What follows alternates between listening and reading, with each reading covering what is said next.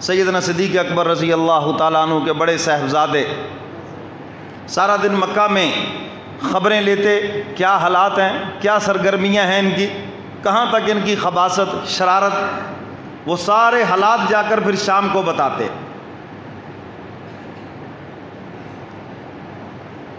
3 دن گزر گئے، انہوں نے آ کر بتایا کہ بالکل اب طوفان تھم گیا ہے، تھک گئے ہیں قریش۔ نہیں جی وہ نہیں مل رہے، وہ نکل گئے جی یہاں سے۔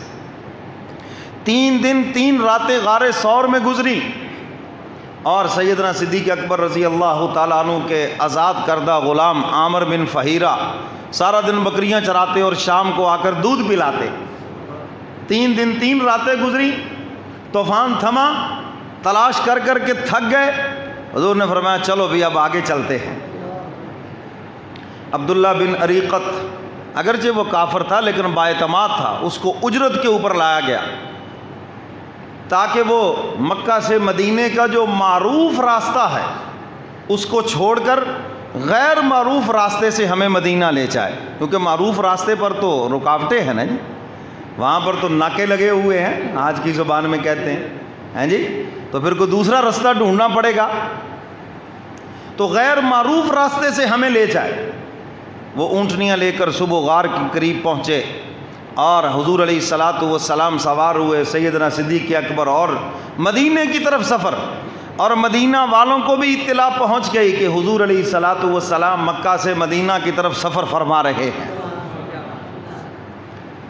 حضور علیہ الصلاۃ والسلام چلے، راستے میں معبد کا ایک خیمہ آتا ہے، حضور علیہ الصلاۃ والسلام وہاں کچھ دیر کے لیے ٹھہرے۔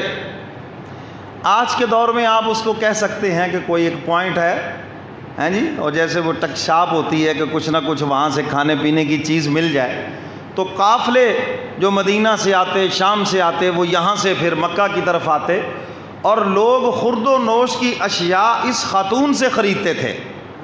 ان کا شوہر بکریاں چرانے جاتا اور یہ خود گھر میں ہوتی، اور لوگ آ کر ان سے سامان خریدتے۔ تو حضور علیہ الصلاۃ والسلام بھی تشریف لائے، خیمے کے قریب ٹھہرے، اور سیدنا صدیق اکبر کو بھیجا بھی جاؤ پتہ کرو کہ کھانے پینے کی چیز ہو۔ اس نے عرض کیا اللہ کے بندے آج کوئی بھی چیز نہیں ہے۔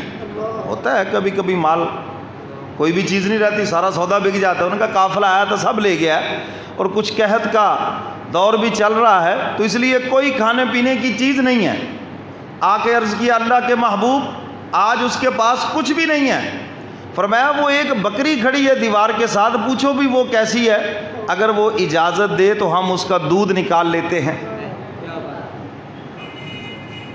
اب جا کر یہ بات کہی تو اس نے کہا یہ بکری تو ہے لیکن یہ بیمار ہے، یہ تو چل نہیں سکتی، دودھ اس نے کیا دینا ہے، اور میرا شوہر اسی لیے تو اس کو چھوڑ گیا ہے، باقی جو صحت مند بکریاں ہیں وہ جنگل میں چر رہی ہیں، تو یہ تو اسی لیے چھوڑ گیا ہے کہ یہ دودھ دے نہیں سکتی۔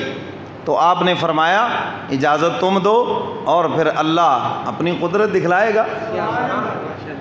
حضور علیہ الصلاۃ والسلام نے اپنا نبوت والا ہاتھ اس کی پشت کے اوپر پھیرا، بس ہاتھ کا پھرنا تھا کہ بکری کے تھنوں میں دودھ اتر آیا، دودھ نکالا، حضور نے بھی پیا، سیدنا صدیق اکبر اور معبد کو بھی پلایا، اور 8-10 بندوں کا دودھ جو پی سکتے ہیں اتنے بڑے برتن میں ڈال دیا، اور وہ حیران ہو رہی ہے دیکھ کے یہ کیا منظر ہے۔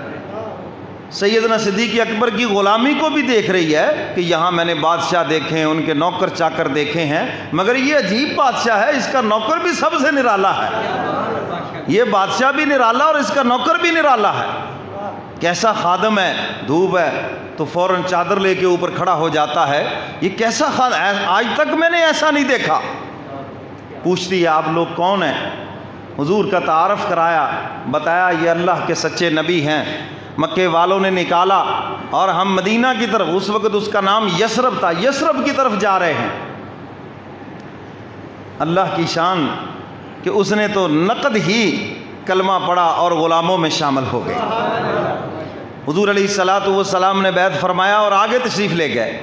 شام کو اس کا شوہر آیا ابو معبد، کہنے لگا کیا دیکھ رہا ہوں گھر میں، بڑی عجیب قسم کی خوشبو ہے، بڑی ایک عجیب قسم کی بہار ہے، اور یہ دودھ کے برتن بھرے ہوئے ہیں، یہ کہاں سے آ گیا؟ اب بیوی ام معبد حضور کا نقشہ کھینچتی ہے، سبحان اللہ۔ آج ایک نورانی چہرے والا آیا ہے، ساتھ اس کا ایک غلام بھی تھا، ان کا بھی تذکرہ، اور اس طرح وہ آئے اور ایسے بکری کی پشت کے اوپر ہاتھ پھیرا، اس کے تھنوں میں دودھ اتر آیا، اور میں دیکھ رہی تھی کبھی بادل اوپر پہ سایہ کر رہے ہیں، کبھی وہ غلام اٹھ کے چادر اوپر تان کے کھڑا ہوتا ہے، بڑی میں نے عجیب کیفیت دیکھی۔ حضور کا جب تعارف کرایا، حلیہ بتایا کہ رخ مبارک ایسے چمک رہا ہے، دانت ایسے چمک رہے ہیں، گفتگو ایسے اتنی پیاری ہے، بیٹھتے ایسے تھے، لیٹتے ایسے تھے، حضور کی جب ادائیں سنی تو ابو معبد کہنے لگا یہ وہی قریشی نوجوان ہے، میں بھی اسی کے انتظار میں تھا کہ اگر وہ آئے اور میں بھی اس کے غلاموں میں شامل ہو جاؤں۔ بیوی کو ساتھ لیا اور حضور کے پیچھے چل پڑے، ہم بھی چلتے ہیں پیچھے۔